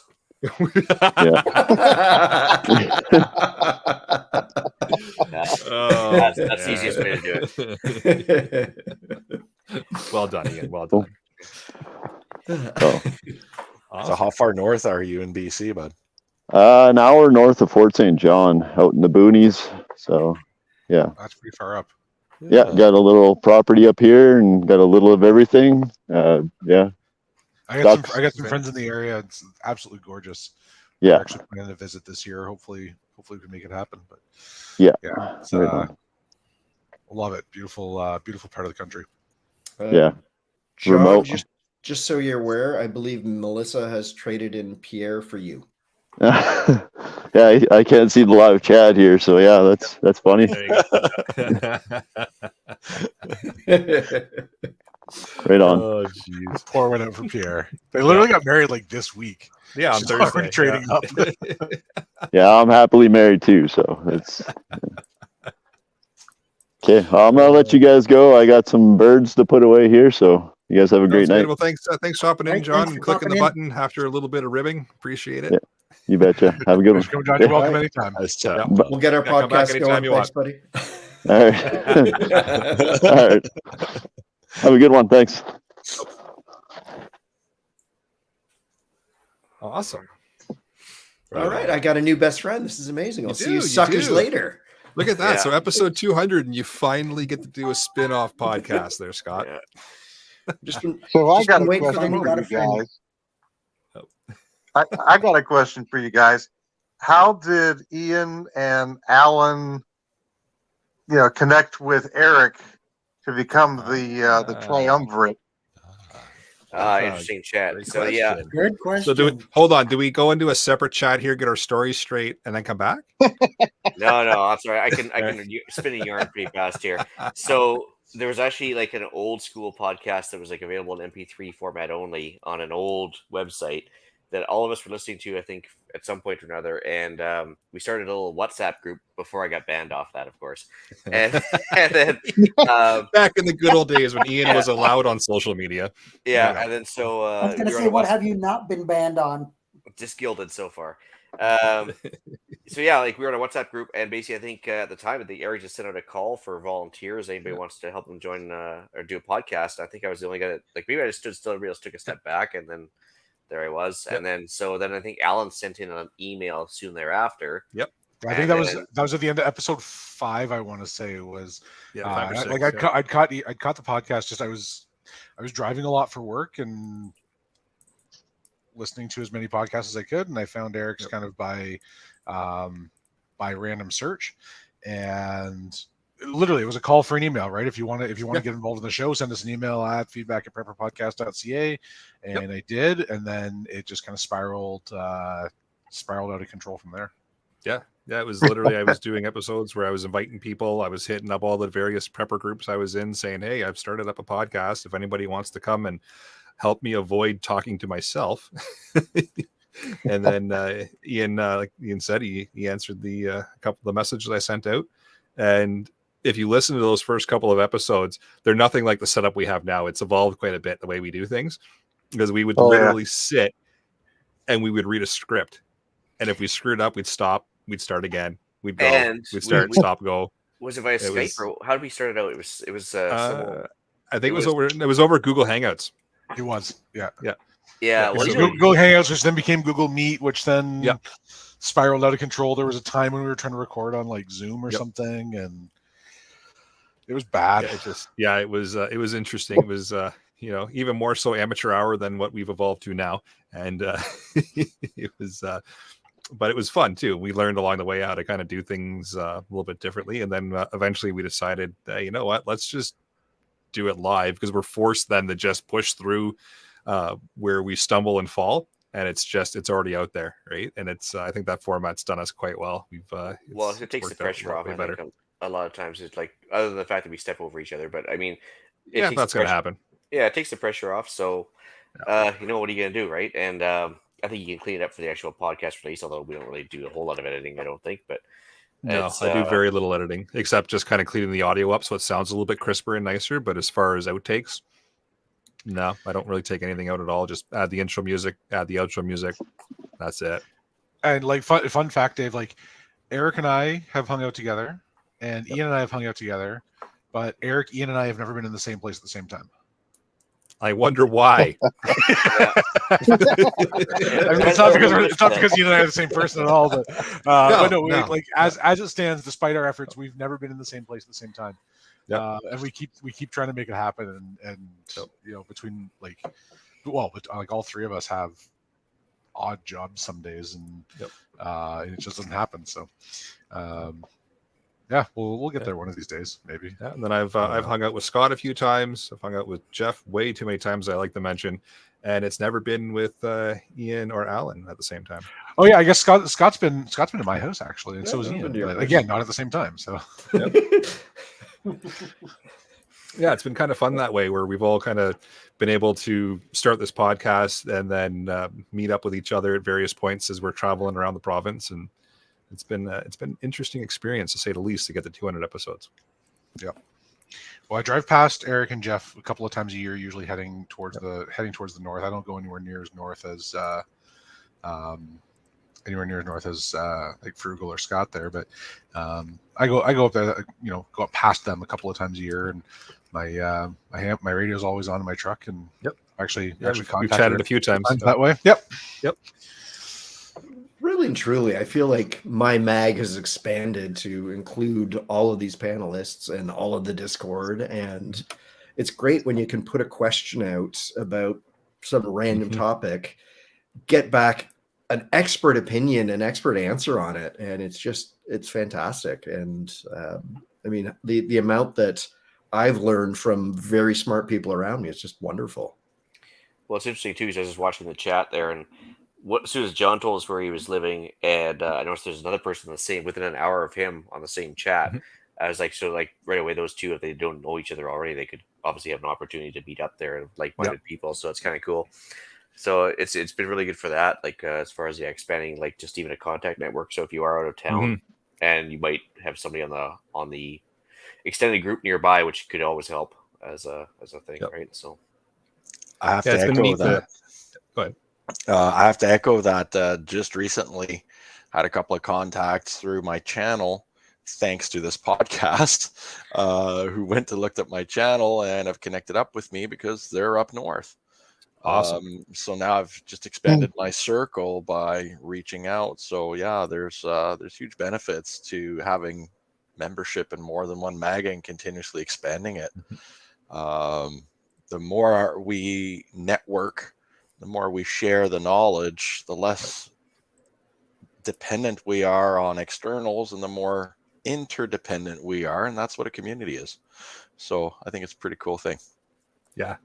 That was one of the kind of the main things I wanted to do with starting the podcast, was kind of get people connected and chatting, and kind of open up the lines of communication to just get people talking about the various areas of expertise, because we can't know everything, right? So I got thinking, if I could bring certain people in that know things, that can talk about it. All right, speak for yourself, that would be Eric. awesome. Yeah, I know everything about it. Fine. That's why I got you two on, because you know everything and I don't. So yep, that's me. He says he's impressed that I'm assuming that's a he. I suppose I don't know. I've just made that assumption in my head. Anyways, impressed you have all the time to do that, all the podcasts. There's never enough hours in the day. I get up at 4:15 tomorrow morning. I'm sacrificing bedtime. I'm usually in bed an hour ago. But to hang out with these guys, have a drink, have some laughs, it's worth it. But also that's also why we have like 12 or 13 people on the panel, because invariably with all of our shift work, some of us can't make it at any given time. So by the time it's all said and done, 4 or 5 show up for every episode. It's not always the same, but that's how we kind of cover each other. So it's and kind of adds to the fun, right? Because you get different personalities, different episodes, and you never know really what you're going to get at each Sunday, right? Well, and different people will take the lead depending on what the topic, subject, or interacting with. If we're bringing an outside subject matter expert in, and then maybe like Frugal Gunny, he just gets sucked into it. Yeah, I sort of did. Is he our new Hughes? I don't know if we can replace Hughes. I don't think anybody can replace Hughes. No. Right? I think that's blasphemy at that point. Separate channel there. Sounds like an interesting character. He's kind of like the Captain America preppers, so it's Yep. Yeah, right Hughes. on. yeah. Hughes was the he's a pilot. He's a You name it, he does it. Yeah, he's a veteran. He used to be a cop. He's a Jeez. firefighter. He's a battalion chief now, I want to say. He got promoted a bunch of times. Yep. Like super internet security nerd. Yep. And just like Makes his own one of those food. guys that's just like annoyingly good at everything. I love Yeah, it. like we would say, hey, we want to do this as a topic idea. Does anybody know anyone that's done it? And right away, Hughes, yeah, done it. Yeah, Oh, been there, seriously, done man. that. Yeah. You've done that? Right on. Yep. Right on. Yeah. Okay. A couple weeks later, hey, we're looking for an expert for this. Hughes, yeah, done it. You know what I love about doing stuff? Because I never stop to ask myself, do I know how to do this? Can I do this? I always assume I can. And then I get started along the way and I run into some sort of barrier and go, oh, crap, how do I get around this? And I sometimes do. And then I carry on. And next thing you know, I've done it. And scratching my head going. But most of the time I have to rely on my people network. When I run into that jam, that's why I love these sessions. I've already learned a ton from everybody that you've had on. I've already learned a ton from a whole bunch of you, and I love that I just have another channel to go to when I have one of those random questions. I know I'll have another angle on everything here, so it's great. And to know that we have another IT sec nerd in the group, I love it. Yeah. By the way, everybody, I'm a Linux guy. Yes. And not Talking my my language. choice. It's because I became disappointed with every other operating system and platform over time. And I decided that, you know what, I'll trust the thing that has the better runtime. Security So by there. obscurity. It's not a threat if nobody uses it. That's right. Whoa. Bravo. Do you know what the internet's backed by? Come on now. Hey, so a little story for DARPA? those of you who might not be as old as I am. There was a time when Hotmail had nothing to do with Microsoft and There ran was. on one of the very best operating systems ever, FreeBSD, a Unix. That's a free Unix. And then Microsoft bought it out and they started migrating everything to the Windows platform. And guess Look what? Look We at the have mess major we have outages. today. Blue screens for everyone. Are you saying Microsoft doesn't make things better? Well, so weird. It depends, So They weird. keep repair techs employed. Oh, Yeah. you know what? Yeah. I never thought I would still get phone calls from folks who needed a hand with their PC. And it's remarkable. The people that I've transitioned over to Linux, the only time I get a call from them is when there is a major upgrade to do and they're just feeling a little nervous because they've never done a major upgrade. Otherwise, I don't get the phone call. If anything, it's what software do you use for this? And that's about it. So yeah, if you're deeply disappointed in everything else you've tried, give Linux a ride. Try it out. RF star, right? That's right. Mark Koger says, "Get on Rumble, you guys. Great show. Rumble. Actually, I'm kind of 100% behind. I like that. Weren't you banned from it, Ian? Yeah, you're banned from that, weren't you? No, actually, Oh. Rumble is really good. They're all about actual legit free speech. So it. I have Until you get on it. Yeah. I'll open up a channel on there because one of my favorite other podcasters, the Salty Cracker, is on there, and I love him. So he's pretty awesome. Well, what I'm perturbed by with YouTube, because I've been told by many people I should get onto YouTube, so I figured I'd get onto it eventually, and I did. But just at the time that I'm getting onto it, there's all these restrictions on the kind of content you can put up, and that's just really bothering me. So I created a Rumble account right away, and I'm syndicating my YouTube content. But since we've got an audience here, I'm just going to shamelessly throw it out there. Is there an audience who would be willing to see gunny stuff? Like building a precision 22 for playing around in competition, hand loading, reloading, customizing.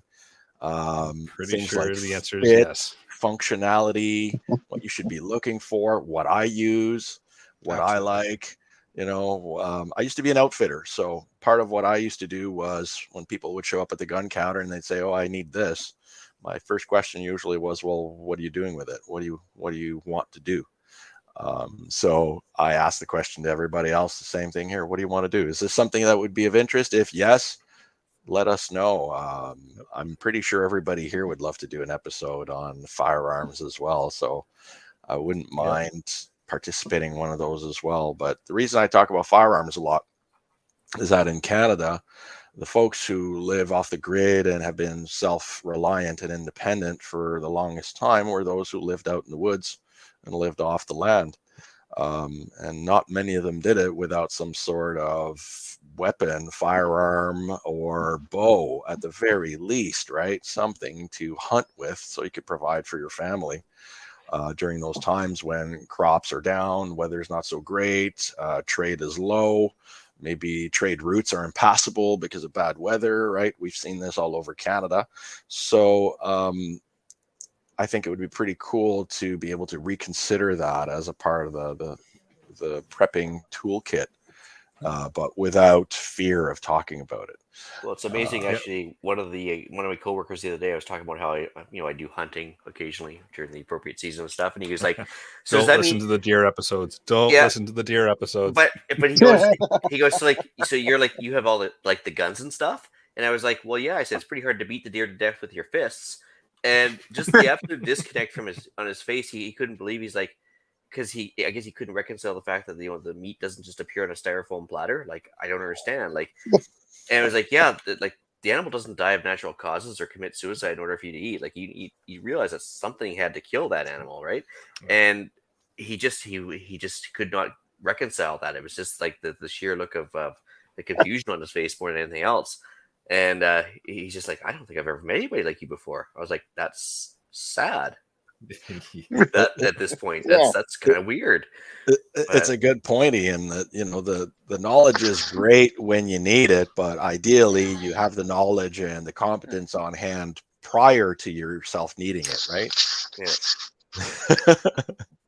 So I just let Pierre into the live chat, which means I'm most likely going to have to hit the explicit button in about Mash 2 it. seconds. Okay, now Pierre, take a break every 5 minutes. Let one of us get a comment in, please. Come on now. Go. There you go. Oh, he's taking his moment now. Okay. Maybe he's got to warm himself up a bit. We'll put you on mute here, Pierre. If you decide to come back, we'll take you back off. Oh, can you guys hear me now? Yeah. Yes. Yep. All right. Yeah.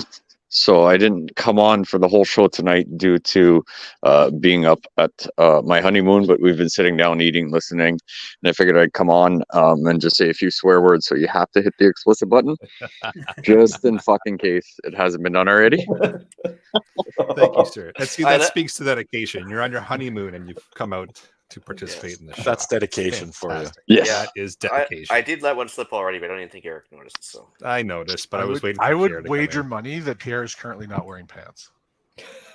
in. He really shouldn't be. He's on his honeymoon. We don't require proof of this, Pierre. No, we don't. Please don't. Please don't. Please. That's the line between explicit and banned. We'll gladly take your word for it, bud. Just The reason his camera is off. be mindful of the photos that show up on the group chat later. Got it. Roger that. I'll brace myself. Yeah, so I figured I'd come on towards the end of the show as well because of the giveaways and everything that since I'd be around for the announcement of what's going to happen. Gotcha. Cool. Well, on that note, hopping in. I think we'll I don't think we've got anybody else in the queue here looking to hop on. It's been it's been a lot of fun getting people hopping in and talking about how they got on the show and kind of some favorite moments and such. It's been fun getting to 200 episodes, and look what's happened. All kinds of people now listening and popping in, and all kinds of panelists and all kinds of topics to talk about. So yeah, it's been a fun ride, and I look forward to the next 200, assuming we get there. And we have a connection down south. We do. We've got a couple now. Yeah. That's fantastic. Yeah, Dave, if like 25 guys show up at your door one day, just accept it. We're coming to stay. Oh yeah. Yeah. Come on down. We'll bring maple syrup. Oh, We'll stop at Greg's first because I've got a free pass into the party. Oh yeah, And so we're having maple syrup, hookers, and blow. It'll be a great combination. Yeah, it'll be a great party, and then we'll get down the Dave's way from there. So awesome. It's been a while since I've had some maple creamies. Well, we'll have to fix that. Yes. Awesome. Anybody have anything else they want to add before we move into the podcast challenge? I'll just say a quick thing that I'm very new to the podcast, but it's nice to see the support that everybody does and the interactions and the feedback from everybody. It does keep it going. We all get into those, droughts like we've had on an episode or two where it's just like you didn't want to do preps or anything. And I mean, we all do this for fun. We've all got busy lives, it's enjoyment and everything, but like getting people that come on and, a message here and there saying like, hey, you guys, I look forward to every Monday morning being able to download the podcast to listen to work and everything. It does keep this going a lot easier than just, not annoying Mel for an hour and a half because we're chatting.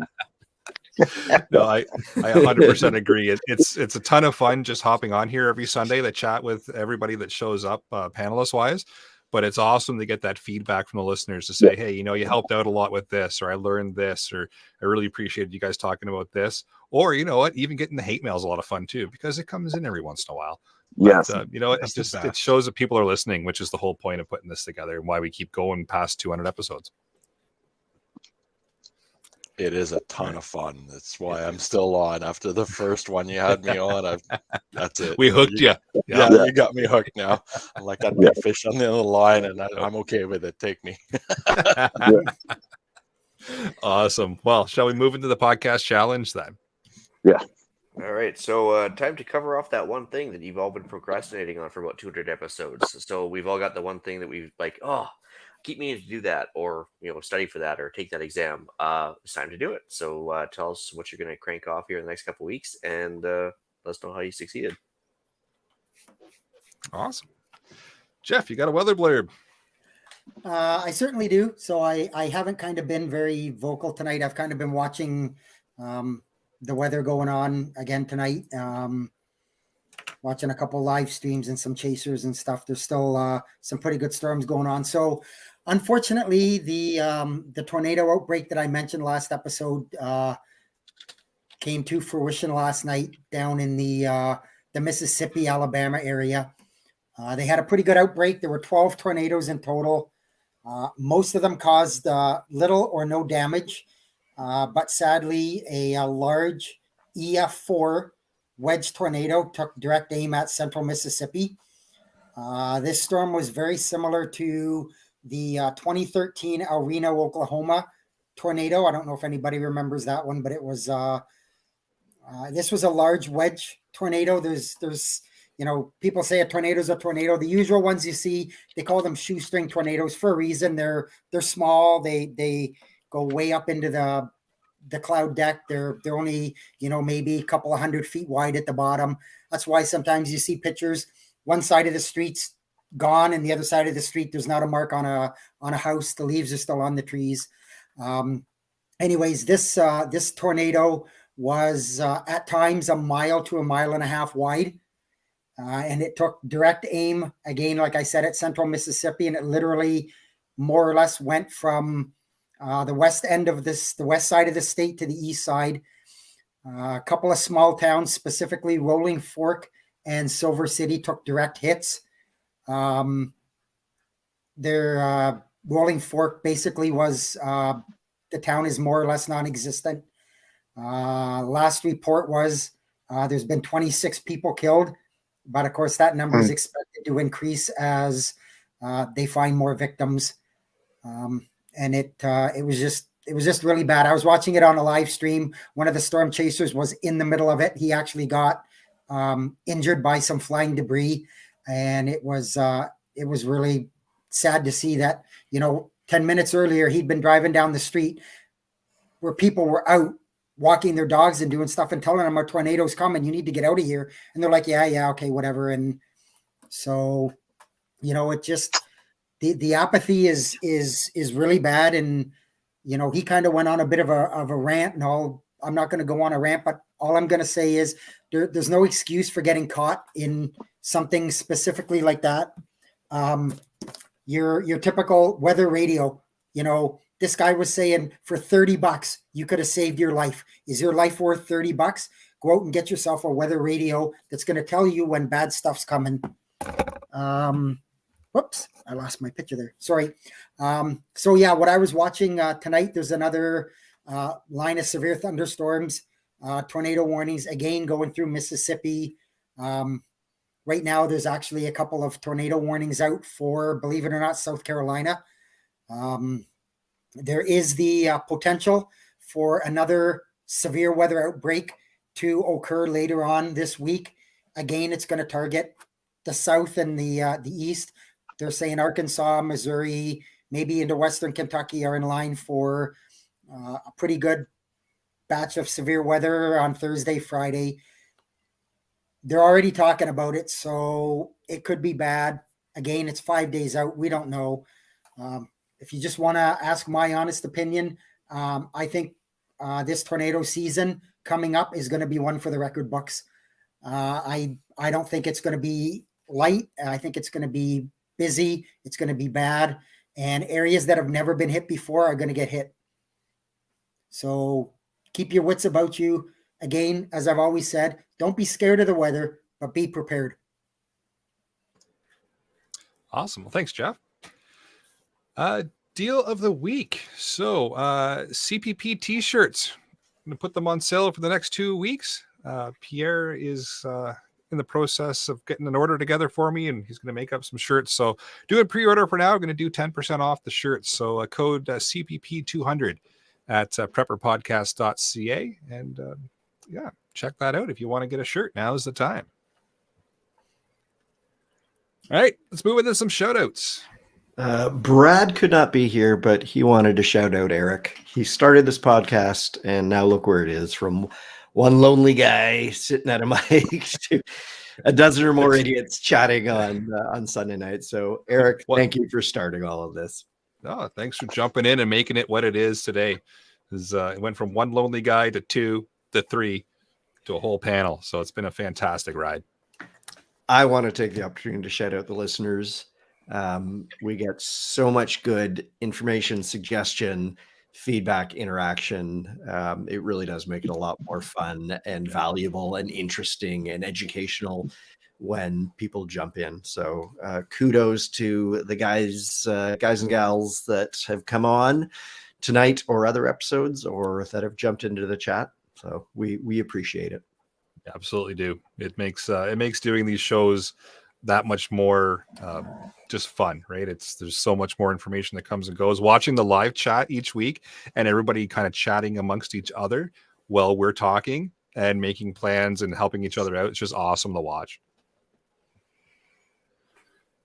All right. Do we want to do email or push it across to the next episode? No, we're getting late. I'll do one of the two, and then maybe the second one we can leave till next week, and that then, works. Take it from there. So we actually have an email from our Prime Minister, which is fantastic. I'm glad we're getting his attention. He said episode 200, and we're made the big time. Yeah. So from JT himself, it says, "Dear sirs, madams, zimzers, people kind, and other fairy tale creatures, it has come to our attention that your listeners and most shocking of all your panelists did not participate in the Canadian Patriot Podcast New Year 9-week Ruck Challenge. Much to the dismay of concerned Liberal Party donors," he's intentionally misspelling some stuff, it seems, just to throw me off, "there are still some weeks to prepare your minds and bodies too. Winter is ending and there is no more huge, only labor." I don't know what the Finnish word for huge is or whatever, but "the great and terrible Finns are offering you not one but 2 chances at redemption at no fiscal risk to you."